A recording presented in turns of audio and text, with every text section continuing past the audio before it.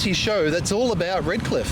I'm Gerard and this is Ash, and today we're at Margate Beach. What a beautiful day to be out. And what's going on behind us, Ash? Well, I'm taking my dogs for a walk, but unfortunately, because of the council rule prohibiting dogs from most of Redcliffe's beaches, we are limited to corflute dogs. Just a shadow of what might be, perhaps. Okay, so what's the issue with dogs on beaches in Redcliffe?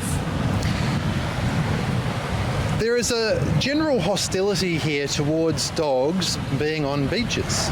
We have 7 kilometres of sandy beaches with all tide access on the peninsula, and only 2.5 kilometres of those beaches are accessible to dogs. And the quality of those beaches as well. I mean, these are at the peripheral, so it's 2.5 kilometres of probably not the nicest beaches on the peninsula. Yeah, and certainly not the most accessible. Apart from Queen's Beach, which is one of the 3, the other 2 are by the Ted Smout Bridge and at the Scarborough Boat Harbour. So if you're one of the people that lives within walking distance of any beach from Redcliffe all the way down to Woody Point, you have to jump in your car to take your dog for some sea time. Yeah. And that's crazy. So today we're asking the question, should you be allowed to take your dog for a walk on these gorgeous beaches?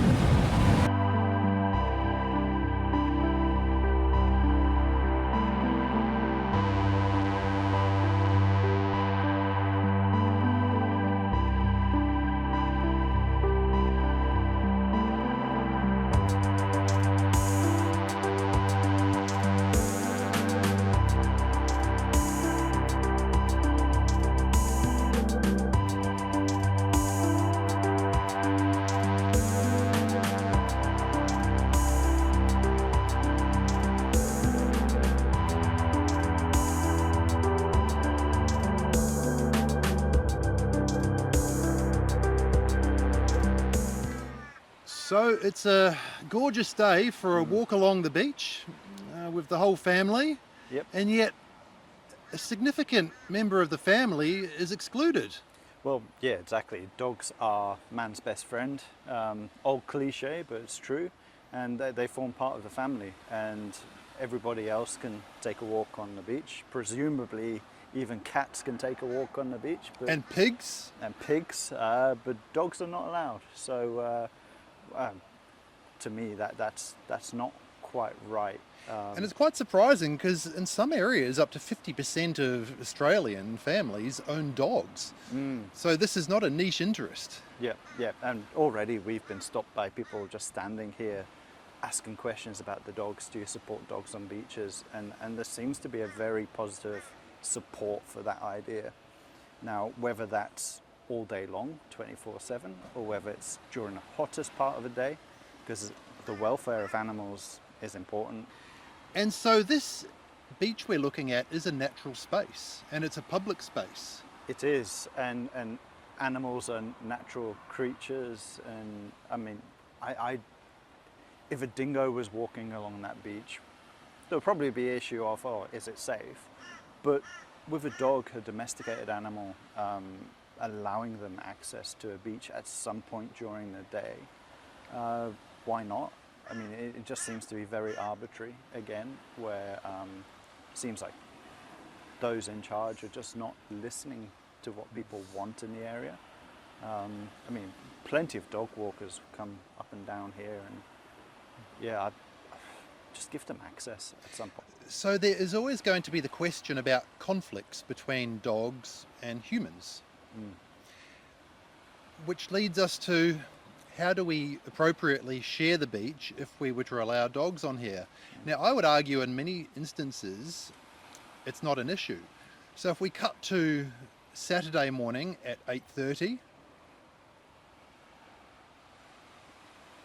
and then we cut to Sunday morning, 8:30, these are both beautiful days, what do you notice about the beach? It's empty. It's empty. The beach is empty. So what about some sort of time-sharing program? Look, it works in other places. I understand why people don't necessarily want dogs on the beach. So there's obviously the mess that can be left behind, but that's everywhere, right? That's on the footpath, that's everywhere. And the vast majority of dog owners are responsible. So yeah, why not share the space? It sounds like some people are philosophically opposed to dogs being on our beaches. I don't understand that. Because we cannot guarantee a world where you will never be offended by one dog poop. No one can guarantee you that space. Yep.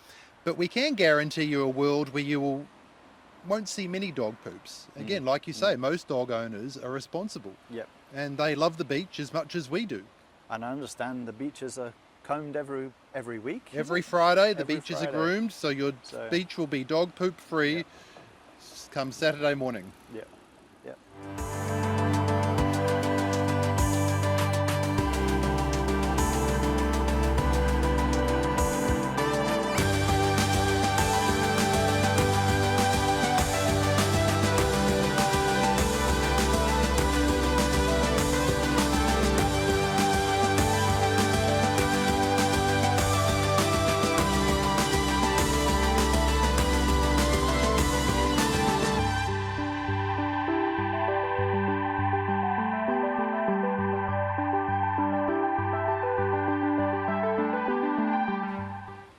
If this is an important issue for us, why not contact us at ionredcliffe@gmail.com or follow us on our social media, which is Facebook and YouTube. Just search for Ion Redcliffe.